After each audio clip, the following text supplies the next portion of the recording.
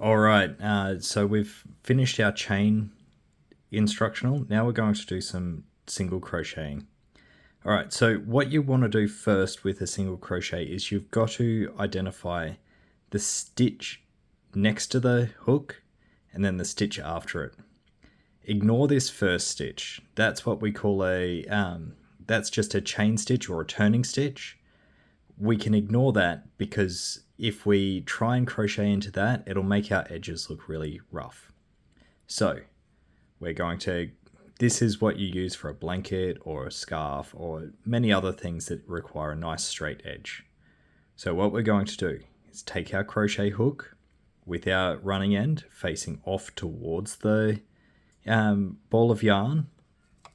I'm going to use the nice pointy bit of my hook to hook into that chain. So it pokes through there and then pops through. All right, so it should look like this. We've got the chain hooked around the hook and the loop that was already on the hook. Then I'm going to yarn over.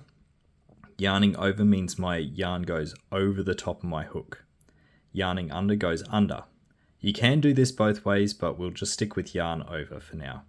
So yarn over my hook, pull through that loop that's attached to the chain. Then I want to yarn over again and pull through both loops. That's a single crochet. So we're going to keep going with this one. Poke through with the sharp end, pull a loop up, yarn over, pull through.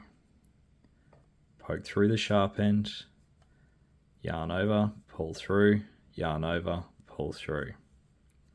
And we'll just keep going like that until we've finished our piece.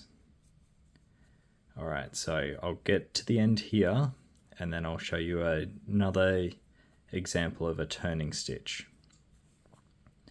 So we'll keep going through here, poke through, yarn over, pull through, yarn over, pull through, poke through, yarn over, pull through, yarn over, pull through.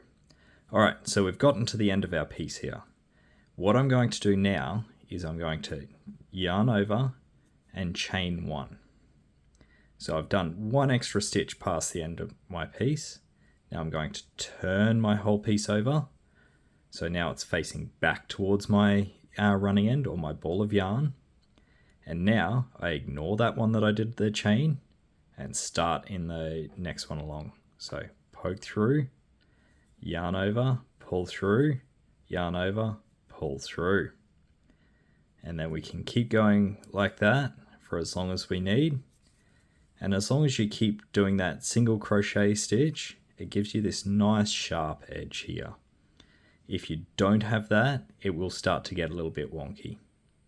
All right, come back for the next video and we'll do some double crocheting and some half double crochets.